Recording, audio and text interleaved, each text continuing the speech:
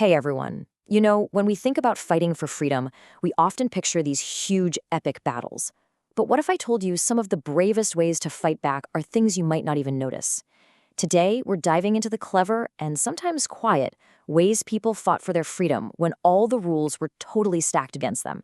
It's a really powerful story. So let's get into it. Okay, so first things first, I want to ask you something. Just imagine for a second, what if someone made up a bunch of rules that were just completely unfair? And these rules were only for you. What would you do? Seriously, think about it. Would you just follow them? Or would you try to find some clever way to fight back? Keep that idea with you because it's kind of the key to our whole story today. Right, so that leads us to our first section. Because, fighting back isn't always about a big, loud protest. Sometimes the most powerful ways to resist, well, they happen in secret. They're these quiet little things that people do every single day. Okay, let me put it this way. Imagine you have to do a chore you think is totally unfair. Maybe you can't just shout no, right? But what if you did the chore just really, really slowly? Or maybe you accidentally break the tool you're supposed to use. See what I mean? It's a small way to get a little bit of power back. And that is exactly what enslaved people did all the time. And this really shows you that constant push and pull. So on one side, you've got what the enslavers demanded, right? Work fast, don't you dare leave, follow every single rule. But then look at what enslaved people actually did. They worked slowly, on purpose. They'd sneak out to visit family, they broke the rules in secret. It was this everyday, quiet war for their own time and their own lives. And these acts were so clever. I mean, they weren't just random things. Pretending to be sick?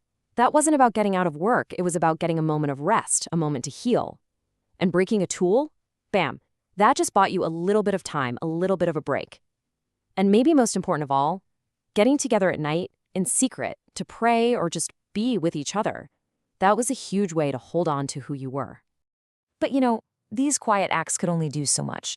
Sooner or later, that fight for freedom was going to burst right out into the open. And that's exactly what happened in one of the biggest and bravest rebellions of the time. So what led up to it? Well, check out this timeline. It all starts with this incredible promise from Spanish Florida in 1733. Basically, they said, if you can escape and get here, you are free. Can you imagine hearing that? That news gave so many people hope. But then fast forward a few years, and you can see the enslavers in South Carolina are getting really, really nervous. They pass a law making white men carry guns with them everywhere, even to church. You can just feel things getting tense, right? And then boom, September 1739, the rebellion starts. And at the heart of it all was a brave leader named Jemmy. Now, Jemmy and the others who started this, they weren't just fighting randomly. They had a clear goal. They knew it was a massive risk, but one thing mattered more than anything else: freedom. And this was absolutely a plan. It was smart. First, they chose to start on a Sunday. Why? Because they knew most of the white colonists would be at church. Smart, right? Then they got weapons and supplies. And with that, they started marching south, straight for Florida, where freedom was waiting. And as they marched, they carried a banner. And on that banner was just one word. One single, powerful word that said everything: liberty. That was their message. No confusion, no doubt. This is what we're fighting for. So Jemmy's group started small, maybe 20 people. But as they marched, something incredible started to happen. Other enslaved people saw them. They saw that banner, and they joined. They just dropped what they were doing and fell in line. And the group got bigger and bigger, growing to almost 100 people, all marching together, all risking everything for that one idea: liberty. Now, they didn't make it to Florida. The march was eventually stopped. But, and this is the most important part, the message they sent was huge. It was like a giant alarm bell for the enslavers. It showed them that enslaved people would not just sit back and take it. They would risk everything, they would fight with everything they had for a chance to be free. And that message, it absolutely terrified the white colonists. It sent shockwaves everywhere. And their reaction wasn't to try and understand. Nope. It was just pure fear. And what happens when people get that scared? They often get even more controlling, even crueler. And that fear is what led them to create something called slave codes. So what are those? Well, they were basically a whole new set of super harsh, unfair laws. And they really only had one goal: to control Black people's lives so completely that another rebellion would be impossible. So let's look at what these new rules actually were. For one, it became illegal for an enslaved person to learn how to read or write.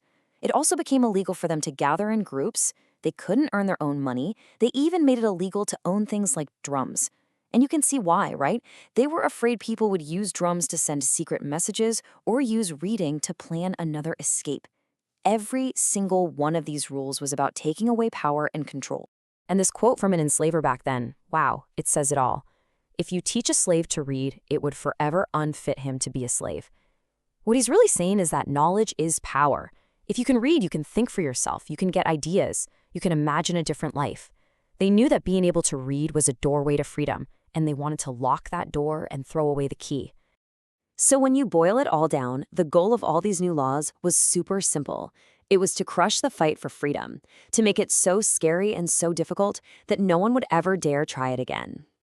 And that brings us right back to where we started. We've seen the secret ways people fought back. We've seen the brave, loud ways they fought back. So even with all these new, terrible rules designed to stop them, I have to ask you, do you really think the fight for freedom ever stopped?